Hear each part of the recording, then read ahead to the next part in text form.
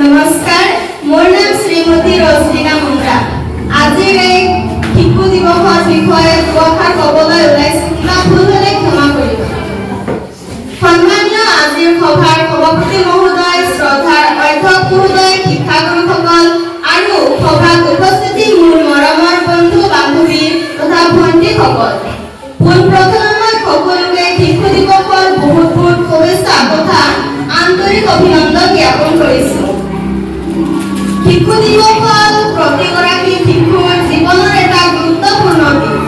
এই দিনটো অৰ্থাৎ 14 নৱেম্বৰ তাৰিখত পণ্ডিত জৱাহৰলাল নেহৰুৰ 1898 চনত এলাহাবাদত জন্ম হৈছিল। তেখেতৰ পিতৃৰ নাম আছিল মতিলাল নেহৰু আৰু মাতৃৰ নাম আছিল সৌৰভ ৰাণী। জৱাহৰলাল নেহৰুৱে শিশুসকলক বহুত মৰম কৰিছিল। বেছিভাগ সময় তেখেতে শিশুসকলৰ লগত কটাইছিল। তেওঁৰ এই শিশু প্ৰেমৰ বাবে তেওঁৰ জন্মদিৱসটো শিশু দিৱস হিচাপে পালন কৰা হয়। শিশুসকলৰ মাজত তেওঁক নেহৰু খুৰা বুলি পৰিচিত আছিল। জৱাহৰলাল নেহৰু স্বাধীন ভাৰতৰ প্ৰথম প্ৰধানমন্ত্ৰী আছিল।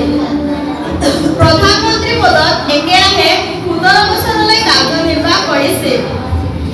1955 চনত ভাৰত চৰকাৰে তেওঁলৈ দেশৰ সৰ্বোচ্চ ভাৰত ৰত্ন প্ৰদান কৰে।